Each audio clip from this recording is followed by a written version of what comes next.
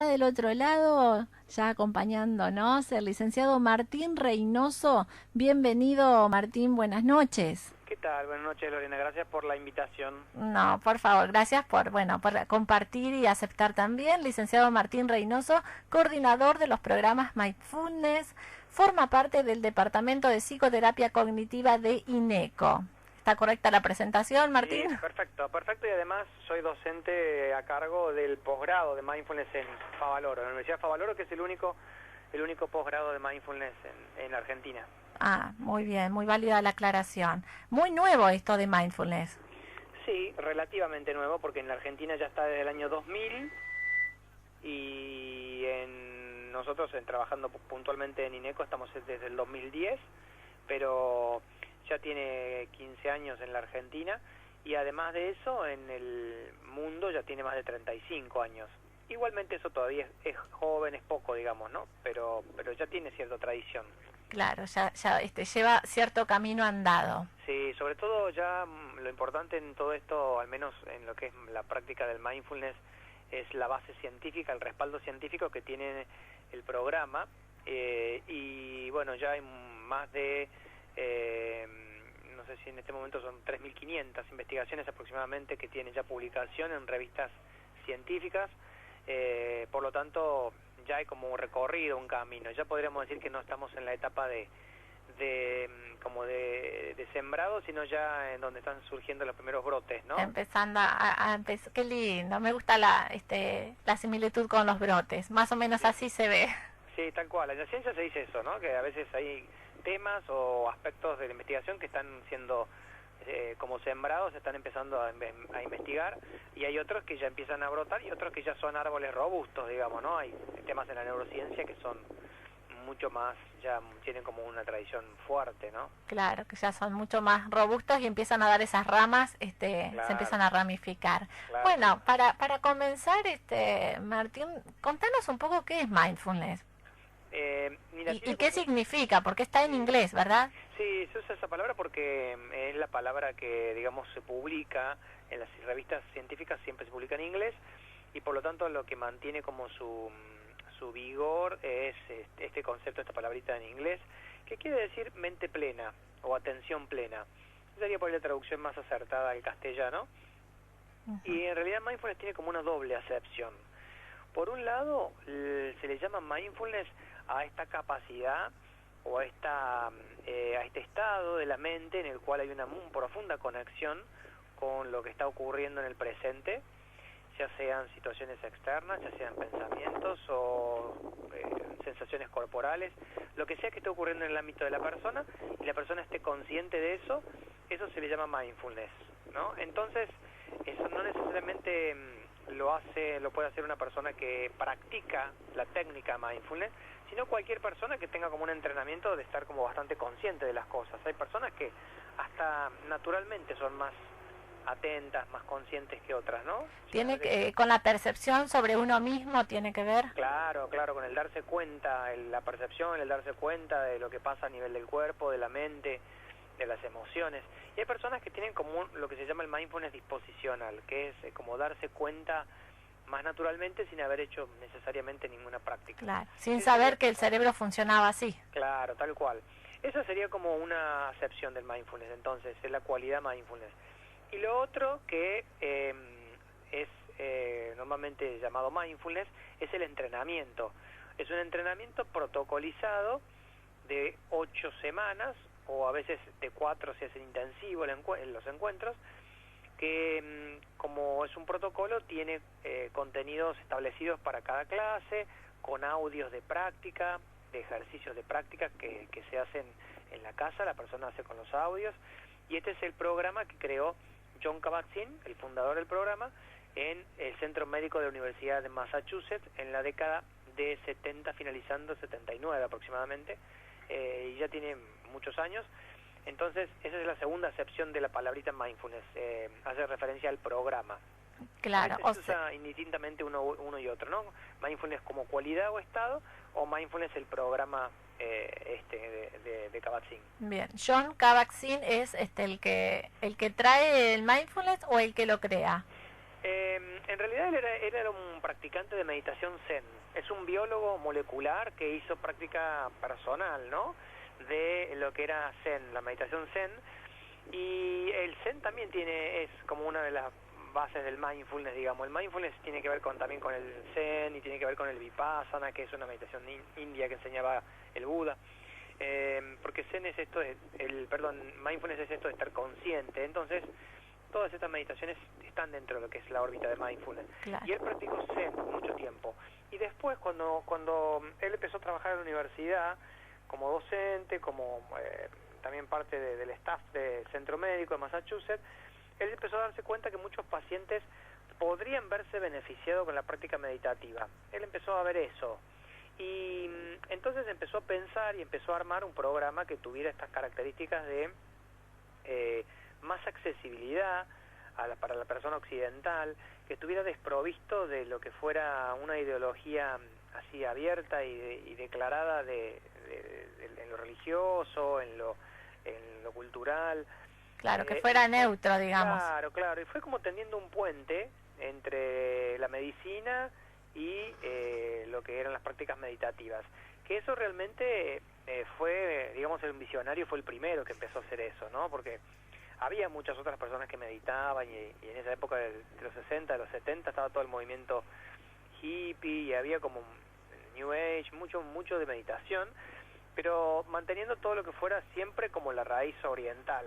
Y él fue como el visionario que empezó a brindarle esta cosa más sistemática y empezó a armar un protocolo con que en cada clase se hacía determinada cantidad de cosas, temas o contenidos.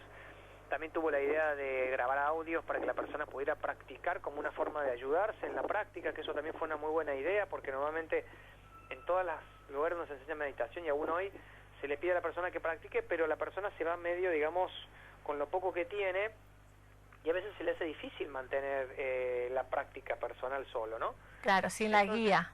Claro, exacto.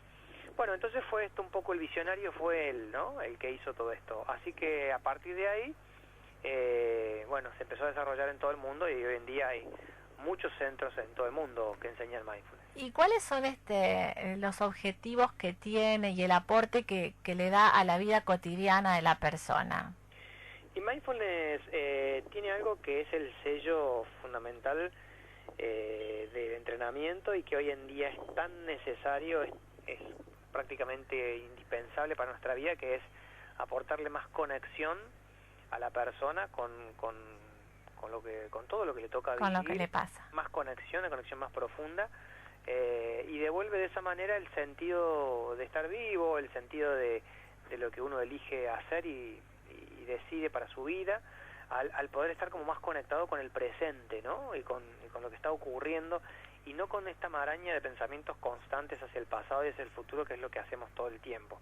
Entonces mindfulness devuelve un poco ese sentido de integridad y de conexión con el momento presente a partir de toda una serie de prácticas que van entrenando el cerebro para que el cerebro en alguna medida vaya permitiéndonos hacer esto, ¿no? De estar más en el presente y de una conexión más profunda y también con menos juicio, ¿no? Menos crítica, menos categorización de las cosas. Nosotros tenemos una sociedad que utiliza un lenguaje para categorizar todo en bueno, malo, lindo, feo, mejor, peor. Con etiquetas. Con etiquetas constantes de todo, ¿no? Y en realidad no le tenemos mucho a mirar cada cosa. Entonces mindfulness nos enseña esto, a poder parar, detenernos y observar. Ese sería como el fundamento de la práctica de mindfulness, sobre todo en las primeras clases, parar, detenerse y observar. Y es un poco lo que mindfulness le da al ciudadano común, a la persona, y que te devuelve un sentido vital muy fuerte, muy poderoso, ¿no? Imagino que sí, porque nosotros aquí desde el programa muchas veces hablamos del salir del piloto automático, sí. Y creo que esa es una de las herramientas, ¿no? Tal cual. El tema es que para hacer eso, para salir del piloto automático, es necesario entrenar el cerebro. ¿Por qué? Porque el piloto automático, y lo que nosotros llamamos en neurociencia el wandering mind en inglés sería esto de la mente que divaga. Ajá. Es una estructura del cerebro que es el modo default del cerebro, el modo de base del cerebro nuestro, que consiste en que nosotros estamos todo el tiempo pensando cosas de pasado, futuro, cosas que tenemos pendientes, cosas que nos gustan o no nos gustan.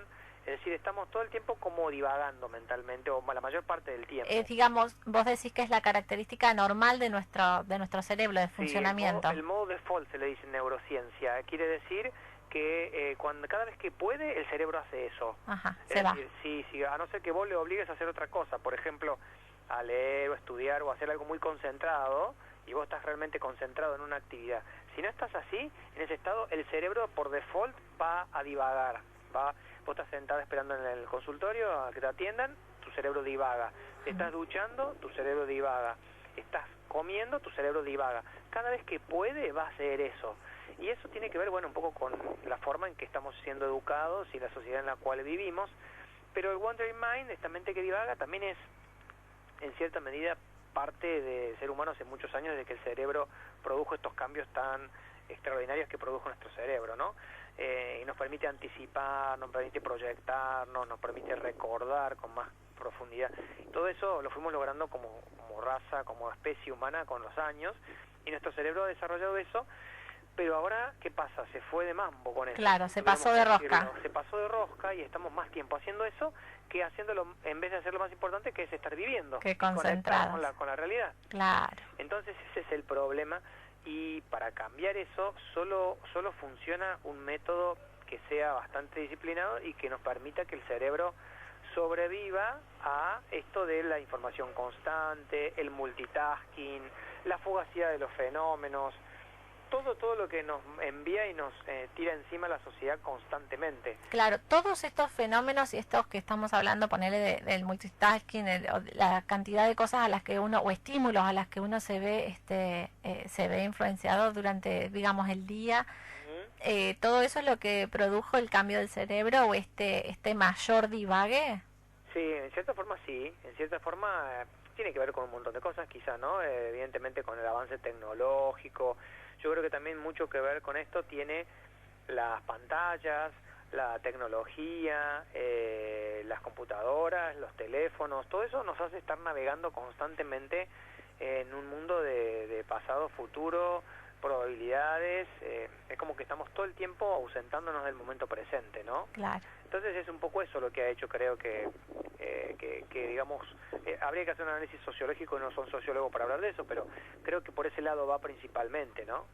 Claro. Bueno, en sí lo importante es destacar que esto que uno siente, digamos, que es un aspecto normal del funcionamiento de la mente, eso de sentir que te vas, y Totalmente. Me parece rescatable el hecho de encontrar que sí se puede moldear o, digamos, como educar o reeducar nuestro cerebro, ¿no?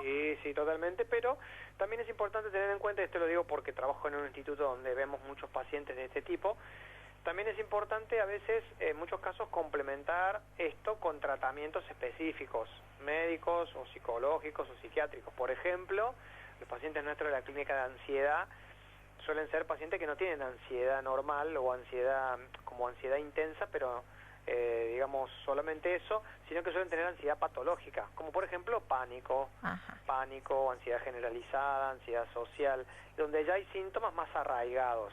Cuando pasa eso no alcanza el mindfulness como para un abordaje, digamos, de ese tipo de patología, donde la mente ya, digamos, en algún punto pierde mucho más el presente y pierde el contacto con el presente, porque además de todo lo que es lo cultural que hablábamos, es muy probable que haya ciertas cuestiones también inclusive biológicas o de predisposición genética, genética, quizá hay como todo un combo bastante más fuerte, ¿no?, en esas personas, y que no son pocas en el mundo en el que estamos, personas con trastorno de ansiedad, por ejemplo, no recuerdo exactamente la prevalencia hoy en día, pero no son menos de 2 cada 10, por ejemplo. Sí, y están crecientes. Y eso crece, sí, eso, y aparte otra cosa que crece mucho es la depresión, por ejemplo. Sí. La depresión es un fenómeno también, una afección mundial, que la OMS alerta en relación a eso.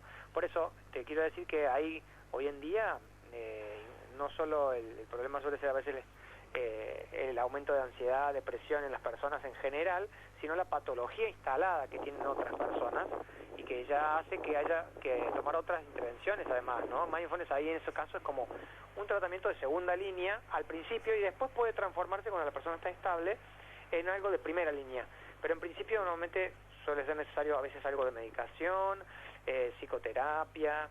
Claro, es como que es un tratamiento integrador, ¿no es cierto? Ajá. Por lo tanto, nosotros, Lorena, cuando hacemos el programa, normalmente las personas que hacen el programa de 8 semanas, le hacemos una admisión y preguntamos intencionalmente estas cosas. Si la persona está teniendo alguna atención psiquiátrica o psicológica, si tiene algún problema médico puntual. ¿Por qué? Porque sabemos que las personas que tienen algunas cuestiones sintomáticas así fuertes o que están bajo tratamiento, pueden no verse beneficiadas con el programa nuestro. Si, claro. no están como bien estabilizadas y están como ya maduras para eso, ¿no? De por sí solos, Claro, personas con pánico, personas que están en una etapa depresiva fuerte, bipolares, a veces personas con bipolaridad, ¿no? Pero sin dudas, imagino que al tratarlo, digamos, de manera integrada, sin dudas que los beneficios empiezan a generarse, por lo menos ya el ir bajando un cambio. Totalmente, sí, nosotros, por ejemplo, hacemos eso, pero siempre siguiendo un poco la presión del médico o el psicólogo a cargo, y nosotros complementamos eso con la práctica de mindfulness, y hay personas que aunque están viviendo cuestiones fuertes, intensas, ansiógenas o depresivas, suelen tener muchos beneficios, sí, totalmente, pero lo que yo te quería marcar es que no es algo, digamos, único o solo en el tratamiento de la persona, sino que va integrado a toda la parte más médica, psicoterapéutica, ¿no? Claro. ¿Cuál es la relación que tiene con la ciencia mindfulness? Y mindfulness surge en el contexto del Centro Médico de la Universidad de Massachusetts, que es la cuna un poco de la ciencia en el mundo, por lo tanto tiene una base científica importante en ese sentido, en términos de lo que se está investigando en relación al programa, ¿no? Claro. Pero obvio que mindfulness, digamos, lo que es la práctica meditativa, los ejercicios y todo eso, no podemos decir que sean aplicaciones directas de la ciencia, porque son más bien aplicaciones de prácticas milenarias como la meditación. Lo que es científico en mindfulness en realidad es esto de observar qué resultados producen las personas. Está como comprobado científica y estadísticamente el impacto positivo que producen las personas en general. Y eso se hace a partir, o sea, el método principal para poder hacer eso desde la ciencia es el protocolizar algo. Protocolizar algo quiere decir darle como una forma bien estructurada, donde cada encuentro tiene cierta modalidad, tiene temas a desarrollar de determinada forma, tiene como modalidades de introducirse cada tema en cada encuentro. Entonces cada instructor que va a dar la clase lo hace de la misma forma, ¿no? Claro, siguiendo el protocolo. Claro, teniendo la capacitación básica más, digamos, cada instructor puede dar la clase igual que cualquier otro. Puede que alguno tenga un poco más de carisma, pero en realidad lo importante es el protocolo, es decir, lo que está como establecido que hay que hacer en cada encuentro. Esto nos protege de que los efectos que se producen sean por sugestibilidad, sugestión o por el carisma solamente de la persona, del instructor, como pasa mucho en otras prácticas meditativas, donde todo se basa, o mucho del trabajo se basa en el carisma, en si está la persona que enseña tiene como la capacidad, digamos, carismática o fuerte, claro, como ¿no? que está esa conexión, claro, que como un maestro a quien se venera, te diría, ajá, por decirlo de esa manera, ¿no? Sí. Fíjate, por ejemplo, bueno, en algunas otras prácticas, como en esto del arte de vivir, ¿no? O en otras prácticas, se veneran algunas personas, o casi se le rinde pleitesía a maestros de personas, y mientras más barbudos sean y más raros se vistan, mejor, ¿no? Eso no sin querer ofender a nadie, pero... No, pero tiene que ver con esas características, funciona sí. con esto, ¿no? Con crearte un ídolo delante tuyo que es el que te marca las cosas. Entonces la ciencia no funciona así, la ciencia funciona en base a protocolos, donde se trabajan ciertos contenidos, se enseñan de una manera en la que se ha demostrado que es la mejor para la persona, y eso es lo que hace que esto sea científico, digamos. La base científica es la manera en que se lleva adelante, ¿no? Claro. Y es como que tiene, digamos, dentro de este programa técnicas del budismo, del yoga, con Claro. cuántas ramas, digamos, convergen aquí.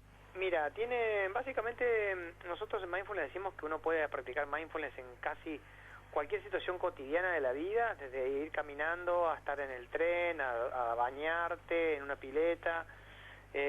Cualquier situación es, digamos, propicia para practicar Mindfulness en la medida que entendamos Mindfulness como esto de estar atento a cada momento y estar conectado.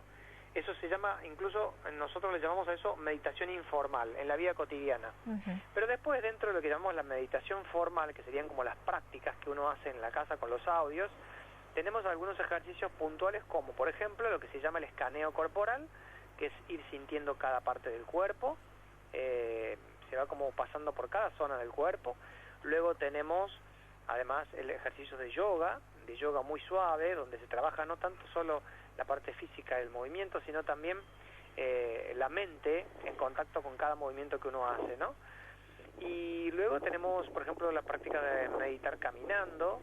Mientras vos vas caminando vas conectando con cada paso que vas dando. Y lo que llamamos la meditación formal sentada, que es la que la gente por ahí más reconoce, porque es la que sale en todas las revistas y en todos lugares, ¿no? La persona sentada haciendo una práctica meditativa. Con las piernas cruzadas y eso. Con las piernas cruzadas y de espalda en posición, sí, derechita, ¿no? La clásica. Claro, que esa ha sido como lo que más se cree que es meditar, es eso, pero esa es una de las técnicas, ¿no? Ajá. Entonces, bueno, propiamente del budismo, tiene aporte. Sí, el yoga, podríamos decir, pero el yoga, aunque el yoga no sé si es exclusivo del budismo, ¿no? Pero sí de la India.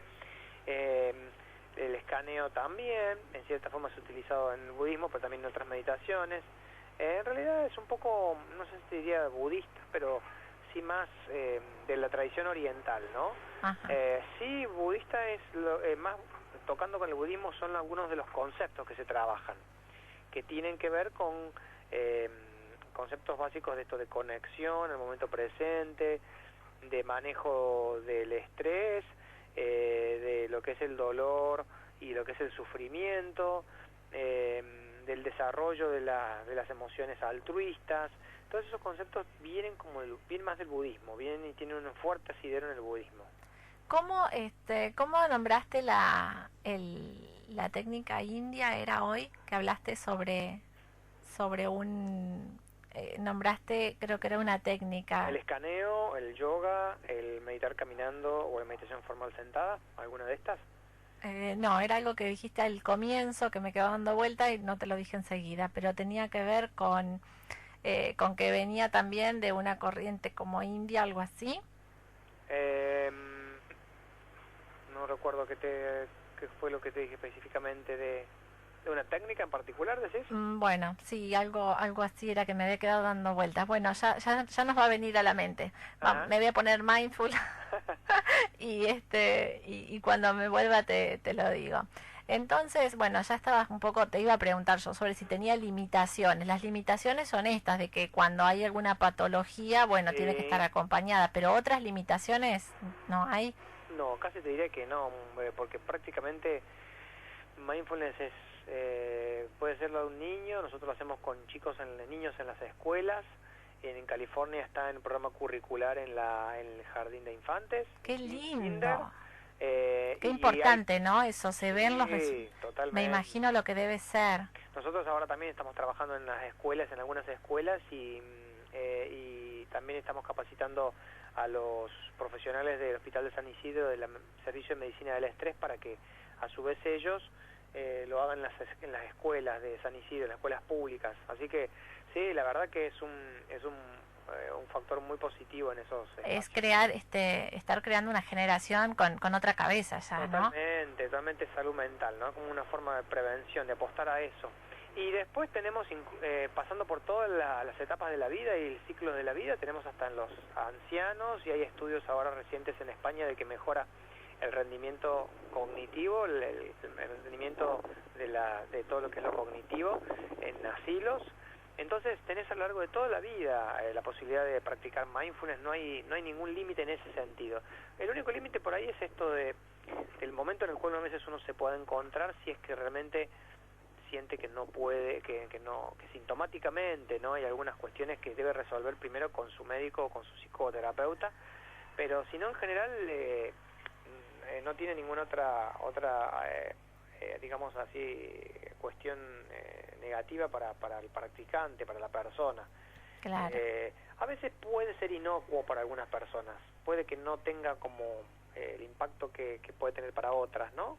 Pero entre otras cosas, lo que importa mucho en eso es la intención que tiene la persona de cambiar. Eso te iba a decir, tiene que ver con un bloqueo eso. Eso es clave, eso es casi como el factor que más pesa en cuanto a predecir si una persona va a lograr cambios o no. Es su intención de querer cambiar, que me parece que se aplica un poco a muchas otras cosas en la vida también, a un tratamiento psicoterapéutico, ¿no? A muchos otros ámbitos, no solo es fundamental no solo querer.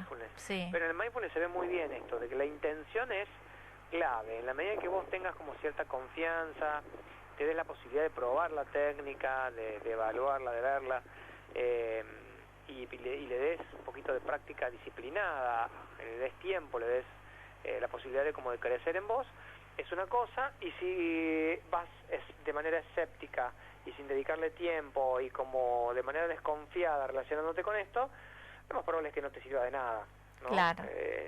Tiene mucho que ver el tema de la intención que la persona tiene. Sí, sin duda, porque si decimos que los pensamientos o que las emociones realmente nos producen ciertos cambios, ciertas manifestaciones, el estar bloqueado frente a algo tiene que producirlo también. Sí, totalmente. Sí. Totalmente. Y hablando un poco de los mitos, porque frente a la meditación hay muchos mitos, hay mucha cosa de esto de si sos raro, si tenés algún don extrasensorial, si cuando estás mirando fijo estás meditando. Por ahí me decía, yo no sé si medito, yo me quedo así, creo que tildado y creo que estoy meditando. Claro, Despejanos un poco eso. No, los mitos, hay varios mitos en relación a la meditación. Por ahí si querés repasamos algunos que nosotros son los que más vemos, sí, con los que vienen las personas. Uno de los primeros es el pensar que meditar es poner la mente en blanco, ¿no? Ajá. Cuando nosotros sabemos que la mente no se puede poner nunca en blanco. No se puede poner en blanco. No, siempre pasa algún tipo de contenido, a veces un contenido mínimo o a veces más contenido, pero nunca se puede poner en blanco totalmente la mente. Entonces, y tampoco es deseable eso, uno no trabaja para hacer eso, uno trabaja para en alguna medida estar más consciente de lo que está pasando en la mente, pero no para que no se ponga la mente en blanco. Entonces ese es uno de los mitos bastante más comunes. Otro mito es el de que uno tiene que disfrutar de la práctica meditativa. Y si bien hay momentos en los cuales uno disfruta, en muchos otros no. En muchos otros, digamos, uno se va como encontrando con algunos aspectos que no son tan agradables de uno mismo, o quiere producir cambios en uno, y se tiene que encontrar con aspectos más oscuros de uno. Por lo tanto, no siempre es algo que es placentero y agradable, ¿no? Tampoco. Claro, es como que estar meditando no es entrar en un éxtasis. Exacto, no necesariamente, no siempre, ¿no? Uh-huh. Otra cosa que también sabemos ver es que las personas lo ven como una medicina alternativa a esta de la ciencia y de la psicoterapia, y nosotros decimos que no es para nosotros alternativo, sino complementario, ¿no? Claro. Complementario es decir, nosotros... Claro, lo que contabas al principio. Lo que contaba antes, trabaja de la mano de las otras prácticas alopáticas. Esos son, por ejemplo, los mitos más comunes que las personas suelen traer cuando vienen a la práctica meditativa, y además también otro suele ser muy común, es el de que siempre hay que estar feliz, siempre hay que estar contento, todo te va a ir siempre bien, ¿no? Y hay como incluso algunas prácticas y algunas, no sé si a llamarla filosofía, porque no sé si no llega a ser eso, pero dando vuelta de que cuando más positivo sos vos, mejor te va en la vida. Y en cierta forma es cierto que ser optimista te prepara para que te vaya mejor en la vida, ser más optimista. Pero tampoco es la idea de que vos tengas que ser positivo todo el tiempo y no conectes con momentos de dolor, momentos de dificultad, momentos de, digamos, de problemas personales que puedas tener, y aparezcan emociones como la angustia, como la incertidumbre, como el temor, que son parte del ser humano, ¿no? Claro, pero esto bueno, es hay importante. algunos meditadores obcecados que piensan que uno no puede darse la posibilidad esto de sentir dolor o sentir otra cosa que bienestar. Solo hay que estar bien y contento y desear lo que uno quiere y lograrlo como si fuera, ¿no?, una cuestión así obsesa de que las cosas sean de determinada forma, como si uno fuera el dueño del mundo prácticamente. Claro, no sería humano. Exacto, es como perder de vista la interconexión que tenemos con todo, ¿no? Claro. Por eso cuando, por ejemplo, trabajamos con deportistas, que nosotros trabajamos con deportistas de alto rendimiento y de élite, nunca nosotros hablamos de que vamos a entrenarlos para que ganen. Nunca decimos eso, y si alguien lo dice, lo corregimos y le decimos, nosotros no vamos a enseñar a nada ni a nadie a ganar, sino que trates de lograr tu mejor rendimiento dentro también de cierto patrón de bienestar personal en esto que estás haciendo, que elegiste, que es el deporte. Tratar de sentirte bien y poder desarrollarte al máximo en esto. Si ganás, pues producto de eso, bien. Y si no ganás, también. Es decir, no depende solo de vos, depende también de las otras personas que compiten, depende, porque si no, solamente creeríamos que depende de uno, ¿no? Claro, no es como querer mantener el control de todo. Exacto, es como una cosa un poco narcisista, ¿no? El control. Estaba pensando en esto de poder también hacer contacto, ¿no? Con las emociones de uno, con la parte más más oscura en muchos casos, las angustias, la bronca, la ira. Y a veces está también el mito de que, bueno, el que medita o el que está en estas prácticas no se enoja, no pone límites, no marca ciertas posturas, y eso es también alejado, ¿verdad? Sí, tal cual como vos también lo esbozabas antes, que decías de que el meditador es una persona distinta, que mira de otra forma, que sí, muchas veces se puede pensar eso, ¿no? De que la persona meditadora tiene como cualidades que la hacen como de otra forma, otro nivel o otra manera de ser. Y la realidad es que el meditador es como cualquier persona, ¿no? Somos todos seres humanos vulnerables, con cosas que nos hacen a veces sentir mejor y otras peor, pero somos seres humanos como cualquier otro. No sirve esto de creerse superior ni nada de eso, ni tratar de asumir a veces posturas como de distintivas del resto de la gente, ¿no? Sí, es cierto que la persona que medita mucho tiempo, que mantiene una práctica meditativa, va generando cambios en algunos patrones de conducta, de percepción de la realidad, de vínculos, que a veces lo hacen notarse, ¿no? Porque la persona meditadora, al menos si uno ha estado con alguien que medita mucho tiempo, sorprende la forma en que mantiene la mirada atenta, sorprende el silencio que hace cuando uno habla y no interrumpe, sorprende la compasión y el apoyo que pueden brindar cuando uno lo necesita. Es decir, hay cosas que sorprenden, que hacen decir, este tipo no es uno más, tiene algo distintivo. Y una manera menos reactiva, tal vez. Menos reactiva. Eso de Claro. De no manejarse por impulsos, que es lo más tal cual, común. Tal cual. Esas cosas se pueden ver en personas que tengan mucho tiempo de práctica meditativa, ¿no?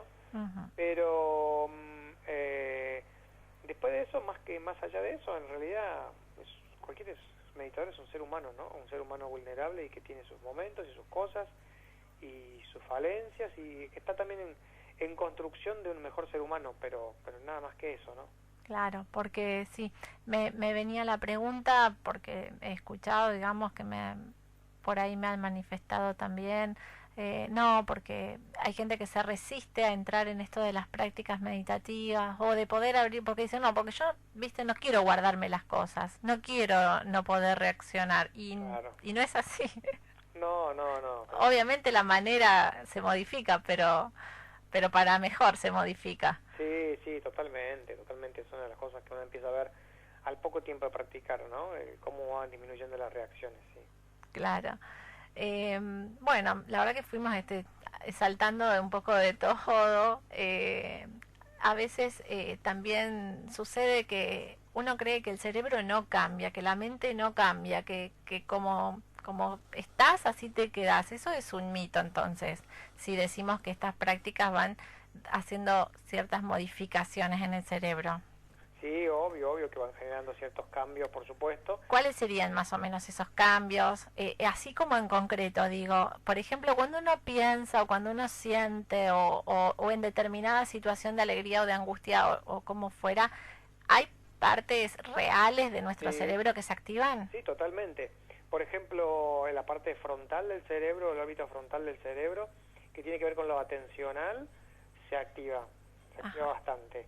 No solo con la parte de la atención, sino hay una parte también más prefrontal, todavía más adelante del cerebro, que son las áreas de Brodmann, el área 9, por ejemplo, 9 y 9 y 10, que son las áreas del cerebro que tienen que ver con esto de la empatía, la compasión, las neuronas espejo.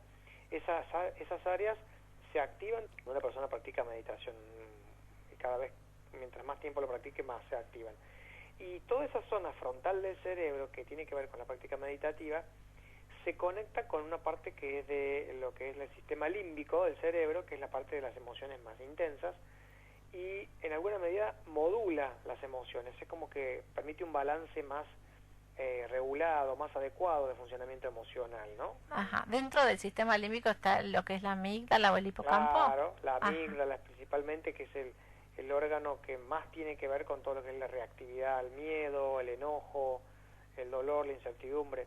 Todo eso lo hace principalmente esa zona que es la amígdala, y que es necesaria en el ser humano, pero en algunas personas está como aumentada justamente por esto de la forma de vida nuestra, ¿no? Tan intensa. Claro. Y ese es uno de los cambios. El otro cambio muy importante que ha sido registrado y cada vez más es en una zona que se llama la ínsula del cerebro, del lado temporal, que sería a mitad del cerebro más o menos, y esa zona, la ínsula, tiene que ver, se viene estudiando, porque tiene que ver mucho con lo que son las sensaciones, la interocepción, el sentir el propio cuerpo, y de esa manera también sentir a los otros. Uno siente a los otros en la medida que siente lo que le pasa al otro en uno también, en el propio cuerpo. Y eso es lo que hace la ínsula. Y la persona que practica meditación tiene una ínsula más desarrollada. Incluso se ha observado que en personas de muchos años de práctica meditativa aumenta la sustancia gris en esa zona del cerebro que es la ínsula, ¿no? Ajá. ¿Qué vendría a ser la sustancia gris? La sustancia gris es la sustancia que, como el aceite de nuestro cerebro, que nos permite le permite el funcionamiento más adecuado de las neuronas, ¿no? Ajá. Como esa sustancia, ese líquido que lubrica y mantiene activo todo lo que es el funcionamiento de las neuronas.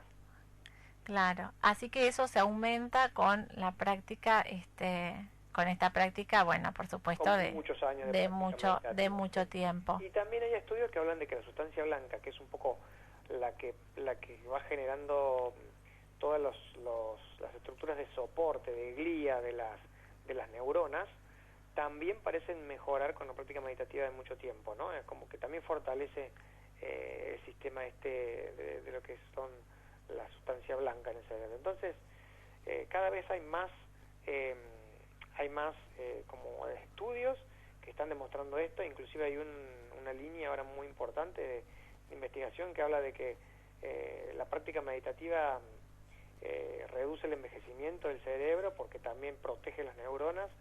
Y bueno, son todas hipótesis, pero bastante fuertes en el ámbito científico. Claro, que se están desarrollando, se están estudiando. Sí, son difíciles de demostrar, ¿no? Claro, pero creo que lo básico y lo que sin dudas cualquiera puede verlo y puede sentirlo más que verlo es el bienestar, el equilibrio que te genera tranquilizarte un poco, claro, básicamente. Totalmente, sí. De eso no hay duda, y que genera un equilibrio en el cuerpo, ¿no es cierto? A través de... totalmente, tal cual, sí, un cambio profundo en el organismo, seguro, sí. Claro, en su integridad, cerebro y cuerpo. Cerebro, cuerpo, mente, sí, tal cual. ¿Cómo lo separás, cerebro, cuerpo y mente? Cerebro, cuerpo, mente, pues el cerebro es como el hardware, la base orgánica, y la mente sería como el software, ¿no? Como el que le da el funcionamiento a ese hardware. Básicamente la mente se define como el flujo de información constante. El cerebro sería lo concreto y la mente lo... El cerebro sería como hardware, claro, como todo lo estructural. Y la mente sería el software o la parte como más, digamos, de manejo de información que va impactando en distintas zonas del cerebro, ¿no? En el hardware. Claro, mira qué bien. Nos gusta desmenuzar un poco más los términos, los conceptos, ir sumando. Nosotros decimos que nuestros invitados nos ayudan a iluminar el camino, que es el propósito que tiene Sexto Sentido cada noche. Así que muchas Bueno, gracias. ojalá que haya servido para eso mi charla contigo. Por supuesto. Y háblame para ir llegando al final ya de la motivación que tiene una persona para cambiar un hábito de vida. Porque hay personas que tienen esa motivación, esas ganas, y hay otras personas que se cierran y dicen yo soy así. Y bueno, hay muchas cosas para ver ahí, ¿no? Yo creo personalmente que hay como un momento en el cual uno está más preparado para cambiar. Hubo un psicólogo que hablaba de como de etapas, y él decía que hay una etapa precontemplativa, que es una etapa, digamos, anterior al cambio, que es cuando la persona empieza a plantearse cosas relacionadas con el cambio, pero todavía no está como preparado. Y después de la etapa precontemplativa está la contemplativa, donde uno ya sí empieza como a acercarse más al cambio y está como más dispuesto a producir cierto cambio, ¿no? Claro. Y bueno, después luego se produce el cambio.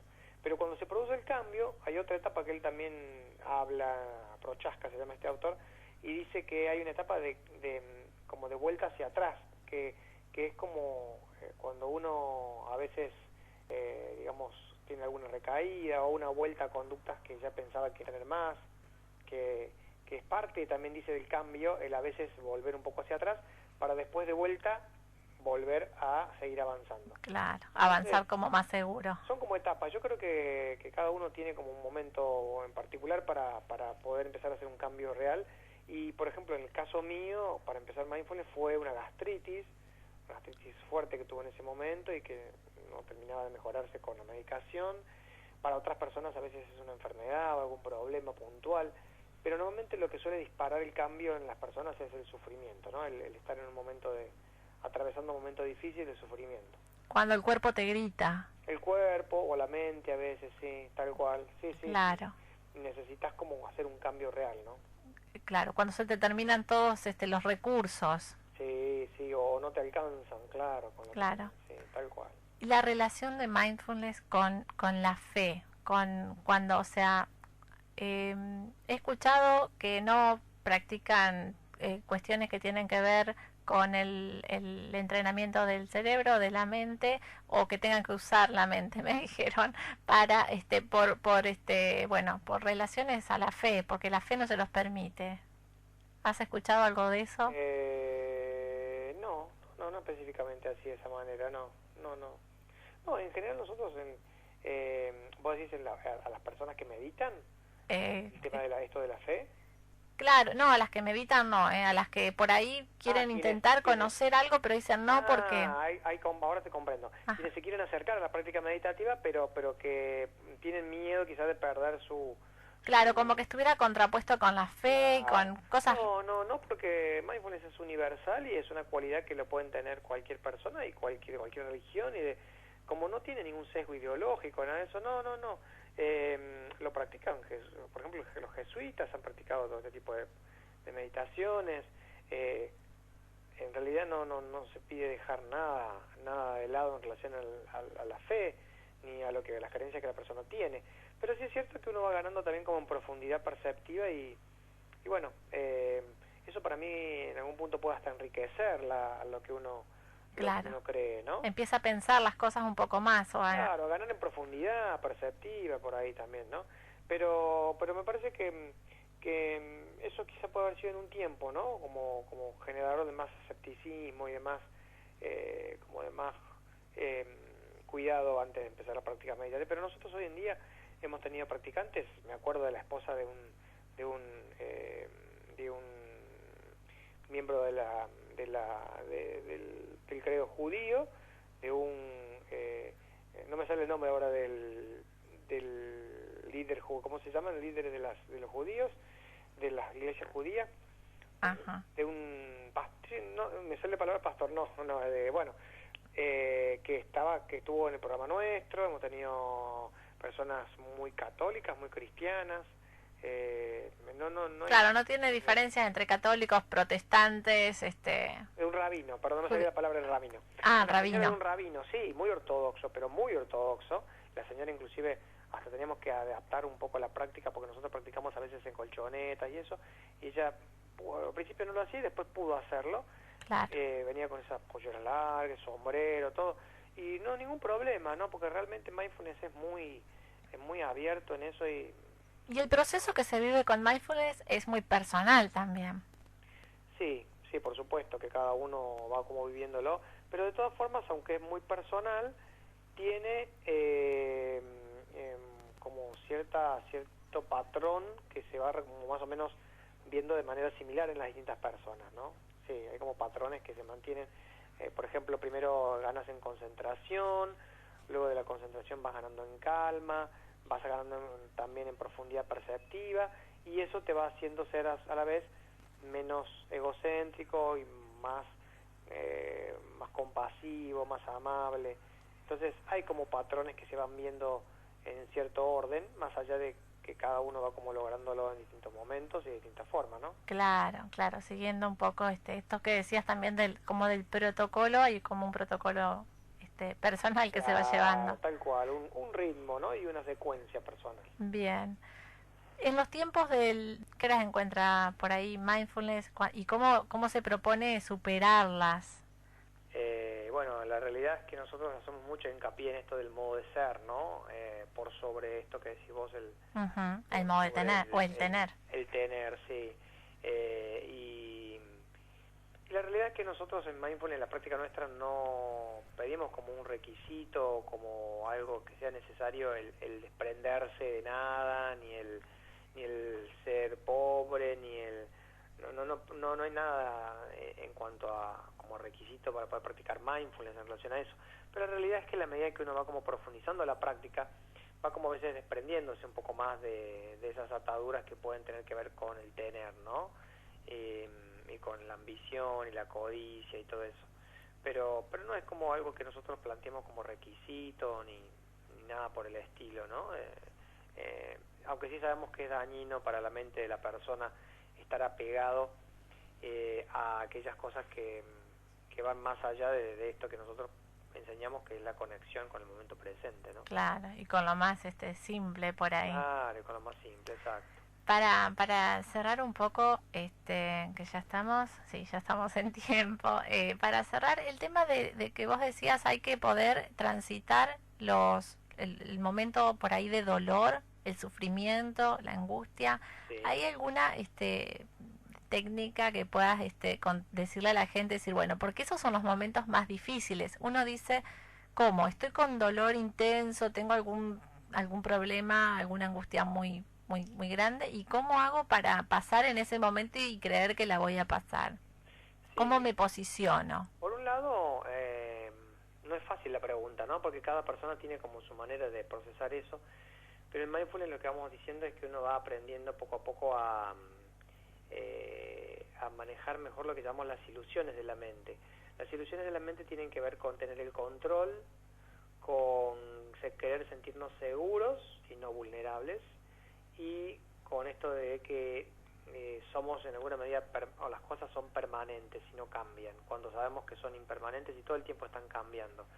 Cuando nosotros tenemos presentes estas tres ilusiones de la mente y sabemos que tenemos que trabajar con ellas, eso nos facilita el poder enfrentarnos mejor a las situaciones desafiantes de la vida, ¿no? Cuando somos menos egocéntricos, más humildes, más simples en eso nos facilita.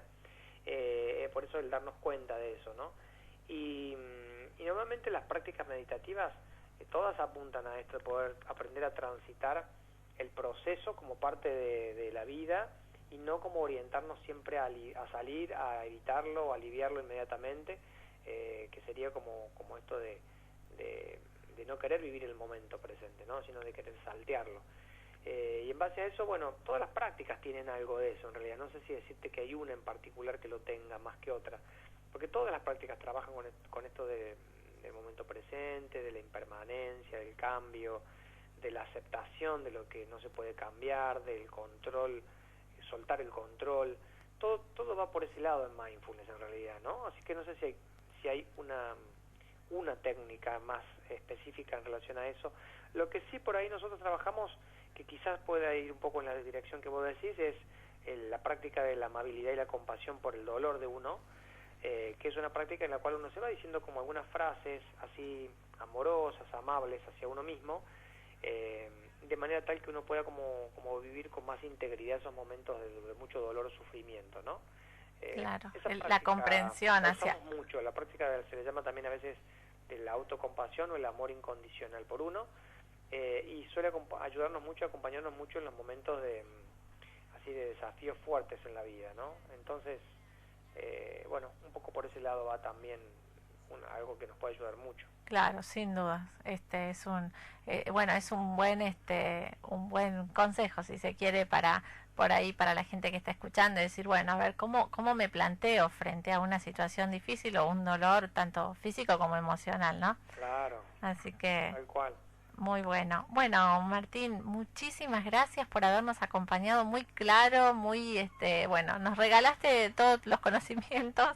Bueno, espero que haya sido así, que hayan podido, digamos, recibir un poco de lo que nosotros trabajamos hace tantos años y con tanto gusto y tantas ganas en esto que nos apasiona, que es la enseñanza y la práctica del mindfulness. Así que muchas gracias por todo el tiempo que me concediste, la verdad que una entrevista muy linda, y espero que los oyentes hayan recepcionado esto así también, ¿no? Sí, esperemos que sí, seguramente que así es. Y bueno, otra vez te agradezco, gracias por formar parte esta noche de Sexto Sentido, y estaremos en contacto para más adelante, seguro que va a ser así, porque nosotros ya formamos como una familia, ¿viste? Ah, mira qué bueno. Bueno, que tengas una linda noche. Muchas gracias. Muchas gracias a vos. Hasta luego. Hasta luego.